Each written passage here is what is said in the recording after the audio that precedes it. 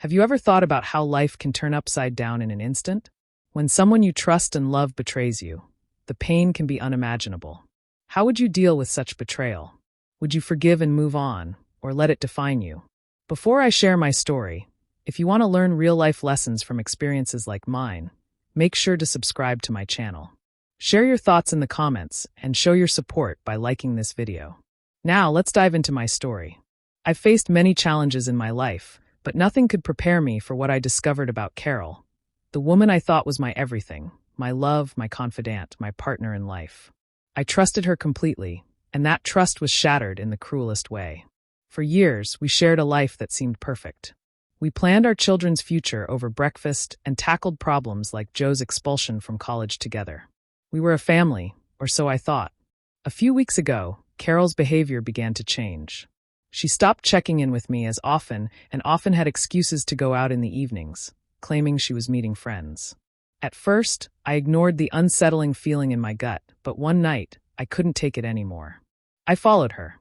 I told myself she was just unwinding from work stress, but when I saw her dancing with another man at a bar, my world crumbled. I snapped a picture, as if to confirm the reality I couldn't believe. That night, before she came home, I made my decision. Memories of our life together flooded my mind.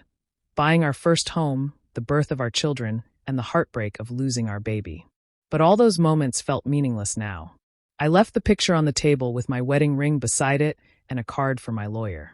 I whispered to myself, I'll never wear this ring again. It was no longer a symbol of love, but of betrayal. I packed my bags and drove away, leaving the life I once knew behind. Calls from Carol went unanswered. I wasn't ready to face her. My destination was a new job in South Carolina, a chance to start over as a plant manager. 2 hours into my drive, my phone rang again. This time I answered. Carol's voice trembled as she asked, "What's going on? Why is your ring on the table? What is this photo?" I responded with cold clarity. "The photo I took tonight, at Red Horn. The night you were dancing with that guy." She tried to explain, saying the man was a married colleague, and it was just innocent dancing. But her words reminded me of a previous betrayal I had fought so hard to forgive. "Do you remember Devin?" I asked. Silence. "Do you remember how much pain that caused? How much I sacrificed to keep us together?" "I can't do this anymore, Carol." Through her tears, she begged for another chance. But I had made up my mind.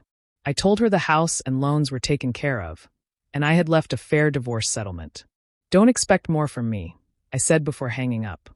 The days that followed were difficult.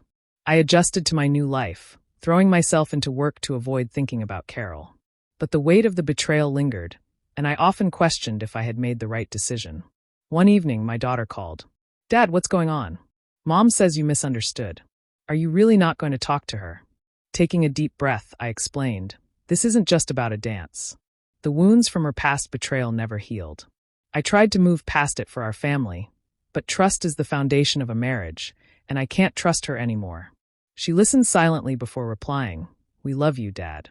I hope you find peace." Her words gave me strength. Months passed, and the divorce was finalized. Carol maintained that it was all a misunderstanding, but for me, it was never just about that night. It was about the years of buried pain and distrust. When I finally received the divorce papers in the mail, I felt a sense of relief. It was the beginning of a new chapter. I didn't know what the future held, but I knew one thing. I was finally in control of my life.